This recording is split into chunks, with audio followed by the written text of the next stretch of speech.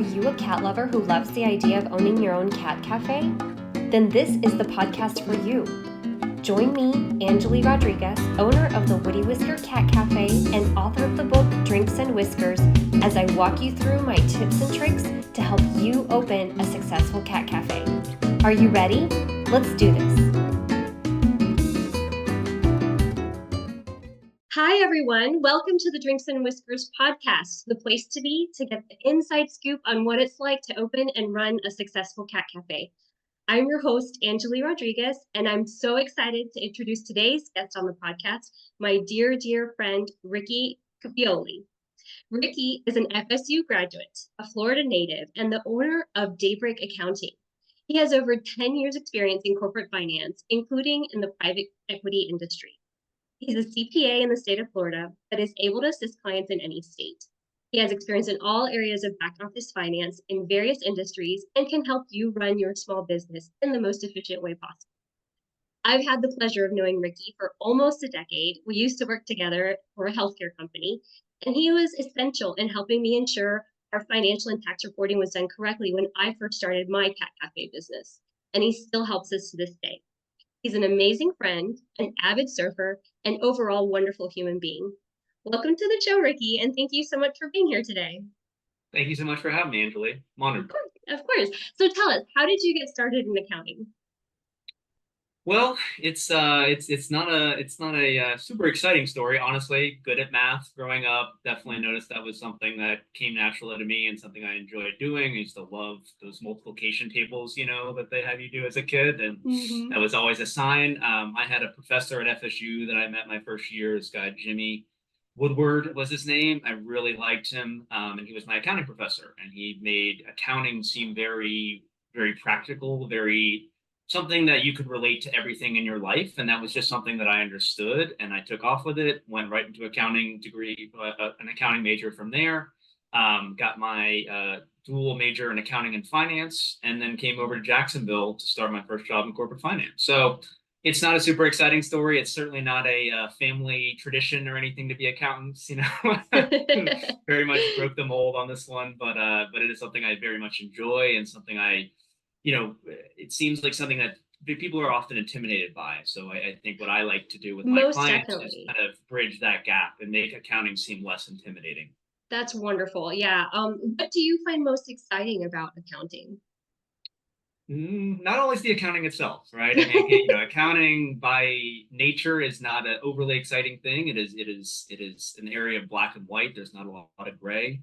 I've spent time in corporate finance as well, like you mentioned, which is more of a gray area. Finance is, not as black and white as accounting. Accounting is very black and white. But what I enjoy most about accounting is honestly helping clients, apply accounting, apply good principles in accounting to running their business. And really, accounting is just a good baseline for a business to begin with, right? You have all these different financial statements, all these different things that you manage within accounting, but all that does is represent your business. And so if you are able to understand your accounting, keep up with your accounting, which is something I'll mention a little later on, it really allows you to control your business better, run your business better, and then, keep your business into the future. I think a lot of, things that people do within their business, it can be based around planning for the future, right? And that's something that you and I have talked about early on in your business, right? And starting a cat cafe is it's not just planning about now, it's not planning about next week, it's about a year or two in the future, where you're going to be, those kind of things. So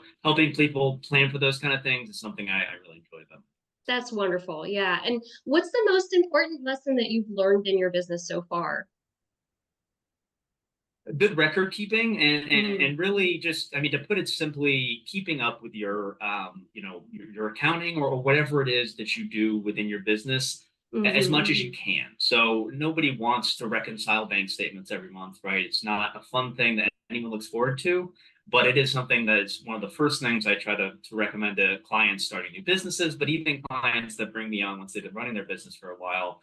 It's just much easier to keep up with your books every month or even every quarter, if that's better for you, than it is to try to do it all at once at the end of the year. I do have a number of clients who bring me a year's worth of financial statements and details every year, and we have to go through it all when we're preparing for taxes, which is all well and good. I don't mind doing it, but it is so much easier for them, for me, for anybody that if you keep up with your books on a monthly basis or a quarterly basis, reconcile your bank statements, know where you're at each month, know where you're at each quarter, it makes the year end a ton easier. And then just again, like I was saying earlier, it helps you plan accordingly. You're constantly in tune with your numbers, and therefore things never slip. You don't forget about something that happened 6 months ago because you're constantly checking in. So That's just great. staying up with things is really all it comes down to. A lot of accounting is really just good record keeping and Mm-hmm. and keeping up with things. Yeah.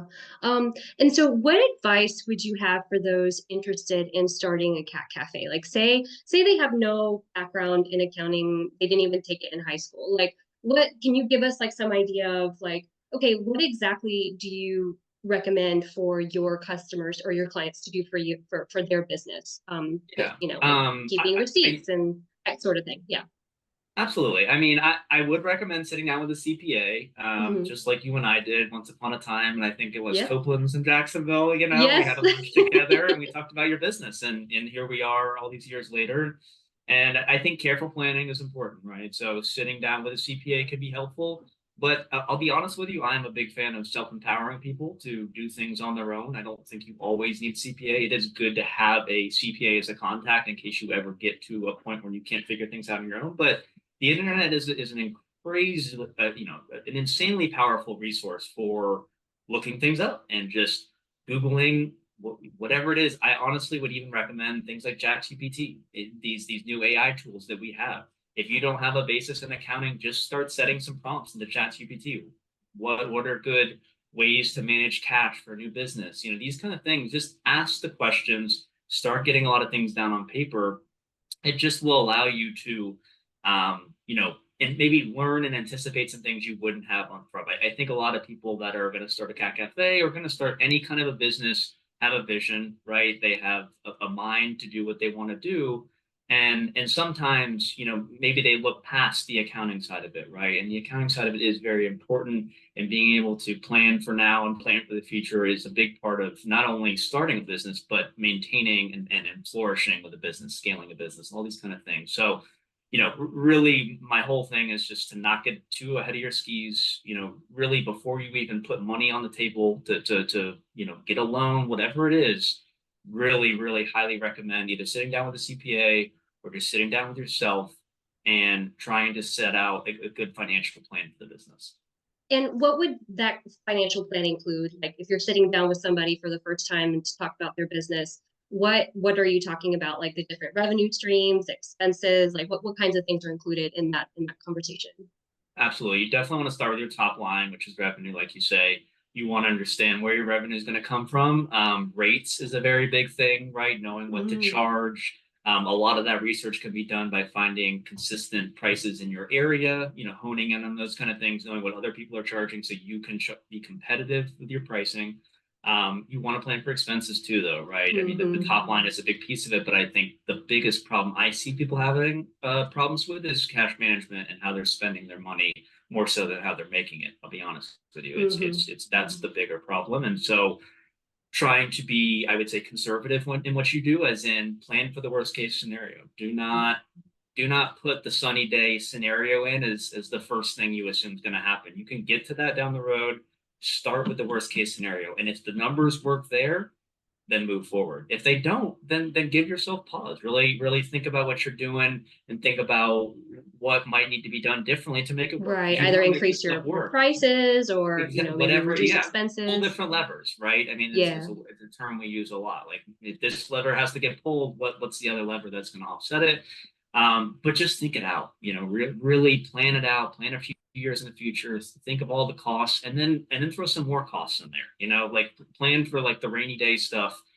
Every day kind of thing. And if it still works with all that stuff in, then you're on the right track, and you've got a good plan. And now you've been conservative. And so if anything, it's like under promise, over deliver kind of thing. Exactly. But like Yes. for a boss, but do that for yourself too, right? Under promise to yourself, over deliver to yourself. Right. And you never know when a pandemic's going to hit, right? And you may have to do You know, yeah. some cash infusions into your business.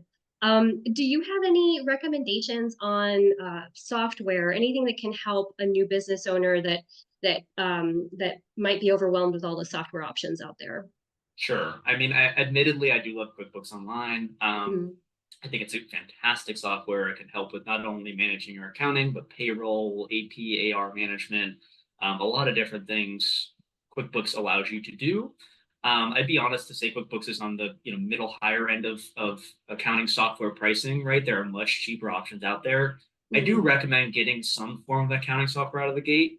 It's very easy to just try to maintain all your transactions within an Excel workbook or just looking at your bank statements every month for a while. But at a point, there always comes a point when every client needs to switch over to an accounting software. And frankly, the earlier you do that, the easier it is, right? The It more is. history you have in these accounting softwares, the more they build on each other, the more knowledge you can give yourself because you have all this detail in there. But just from an accounting perspective, it's much easier to just roll things into the future than it is to try to do some big catch up along the way. So Yeah. it does not have to be QuickBooks. You can look up a ton of different accounting softwares. Some of them, can range from 10 to 20 bucks a month. So there's some costs associated with accounting softwares, but it's not nearly what you see with a lot of other softwares that most people get with their businesses, right? CRMs, all these kind of things.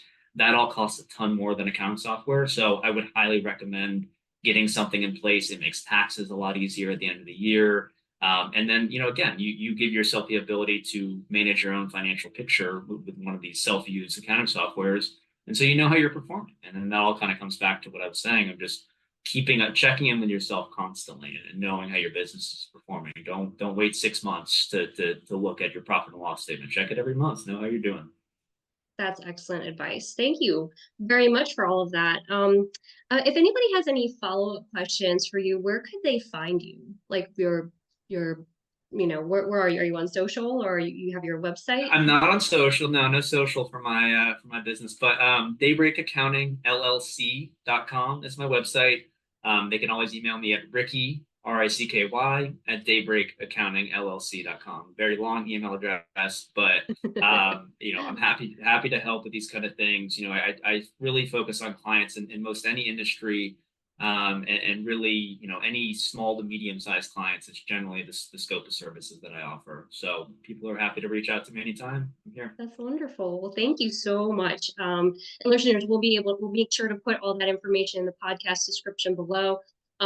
Wow, we've learned a lot about accounting today. So thank you so much for coming on the Drinks and Whiskers podcast and sharing your insights.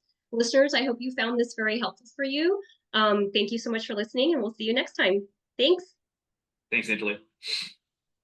Thank you so much for listening to today's episode of the Drinks and Whiskers podcast.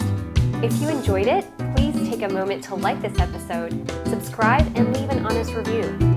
If you want more information, you can purchase the Drinks and Whiskers book right now on Amazon.com, or you can reach me at angeli@wittywhisker.com. Now it's time to get out there and start your Cat Cafe dream.